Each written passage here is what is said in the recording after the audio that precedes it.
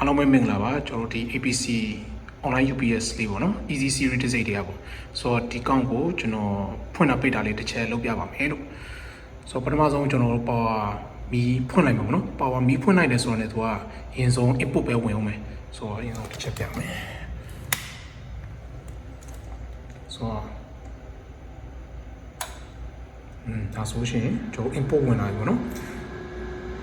မီမိတ်တုံးလေးနဲ့ကျွန်တော် output ကမထုတ်သေးဘူးဆိုတော့ဘယ်လို output ထုတ်မလဲဆိုလို့ရှိရင်ကျွန်တော်ဒီမှာပြထားတဲ့အတိုင်းပဲ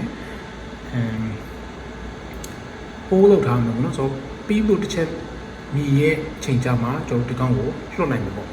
ဆိုတော့အဲ့ဆိုရှင်ကျွန်တော်ဖွင့်တာပိတ်တာလုပ်တဲ့နည်းလဲပေါ့နော်ကျွန်တော်တို့တိုးထားတယ်ဆိုတော့ဒီမှာကျွန်တော်ဒီ power clock လေးကိုပဲဖိထားမယ်ပြီးလို့မီရနဲ့ကျွန်တော်လွှတ်လိုက်ရုံပဲဆိုတော့အတန်တိတ်သွားဒီစောင့်ရမလို့ပေါ့နော်ပြီးလို့ order တန်လေးတိတ်သွားဒီစောင့်ရမလို့ကျွန်တော်တန်းလုပ်လိုက်လို့ရပါတယ်လို့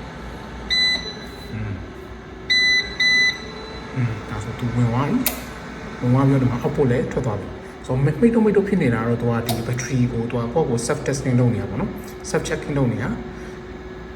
ငြိမ်သွားပြီခဏလေးစောင့်လိုက်ပေါ့နော်ငြိမ်သွားပြီဆိုတော့လည်းကျွန်တော်ဒီမှာဒီကောင်ကိုကောင်းကောင်းသုံးလို့ရတယ် battery ကောင်းမကောင်းသူစမ်းတာပေါ့နော်ဟုတ်ပြီဒါဆိုလို့ရှိရင်တော့ကျွန်တော်စပြီးသုံးလို့ရပြီဒီကောင်ပြန်ပိတ်မယ်ပေါ့ပြန်ပိတ်မယ်ဆိုလို့ရှိရင်ကျွန်တော်ဒီကောင်ကိုခုနလိုပဲပေါက်ကလုတ်လေးကိုဖိထားမယ်ဖိထားပြီးတော့ပြီးလို့မြင်ရတယ်ကျွန်တော်တန်းလွတ်လိုက်ရုံပဲပေါ့နော်အဲ့လိုလွတ်လိုက်ပြီဆိုလို့ရှိရင်ကျွန်တော်ခုနလိုမျိုးပဲဖွင့်တယ်လို့ပဲဒီကောင်နဲ့ပိတ်သွားလိမ့်မ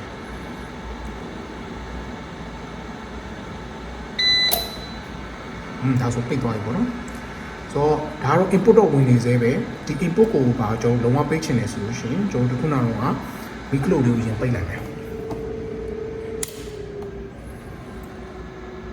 မီကလုတ်လေးကိုပိတ်ပြီးဆိုတာကျွန်တော်ဒီကောင်ကိုပေါက်ကလုတ်လေးကိုပဲ2မိနစ်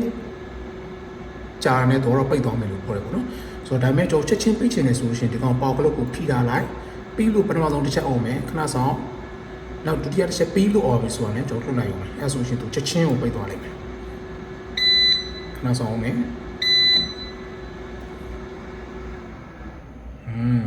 ပိတ်သွားပြီပေါ့နော်ဆိုတော့ဒါပါပဲဆိုတော့အားလုံးကျေးဇူးတင်ပါတယ်